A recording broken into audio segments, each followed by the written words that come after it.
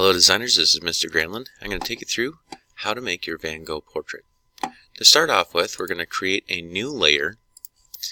We're going to call it Lines. And on this layer, I'm going to outline the entire picture, and it doesn't have to be perfect, but I'm just going to sample a picture here by holding Alt, getting a small brush. My brush is about 4 pixels big, and I'm going to just draw the lines around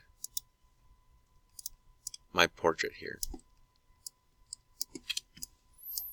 We want a nice thin line, but it doesn't have to be super accurate. What this is going to help us do is when we start to paint this picture, we'll be able to see our lines as we go. But eventually we're going to get rid of these lines, so it doesn't matter if they're not the best lines. What's oftentimes helpful is to create kind of a roadmap using a certain filter. So this is how you do that. Do Control-J on the keyboard to duplicate the layer. Go to Filter, Filter Gallery, and select Cutout. I almost forgot. We also need to change this to black and white so we can see the values better. So we're going to go to Image, Adjustments, and Black and White. There we go. Filter, Filter Gallery, and then we'll select Cutout.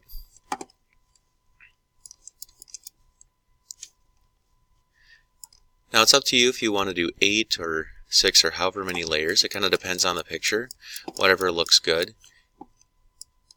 Feel free to mess around with all of these adjustments. Click OK when you've found the right fit. Now that I have my roadmap, I'm going to start to paint color. I've made a new layer, and on that layer I've created these color dots. And these color dots are very helpful because it allows me to sample the colors quickly and use them on my painting. Now for this, I like to use a brush, and I'm going to go through and sample my highlight color and paint that in all the places where I have highlights.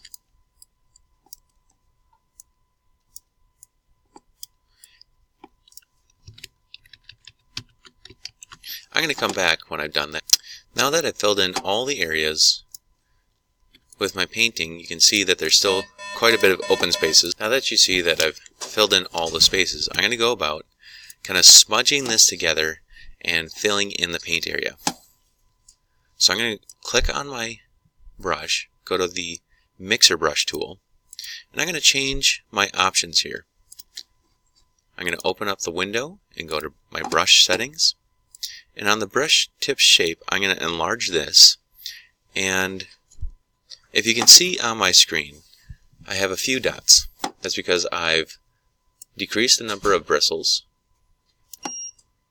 The length of those bristles is kind of a middle range, about 100%. They're thicker bristles, and they're a little bit stiffer. And the reason I do this is so that when I paint on my color layer, I get a lot of texture similar to the way that you'd see in a Van Gogh painting. And as I'm painting, I'm trying to focus on the direction that the brush is going. Because as you can see, it creates kind of a little bit of a motion to it from the direction that I'm sweeping the brush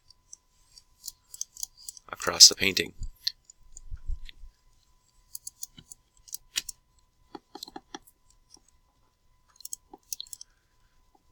As I get into tighter and tighter areas, I want to decrease the brush size using the bracket keys. I can make them bigger with the right bracket, and I can make them smaller with the left bracket.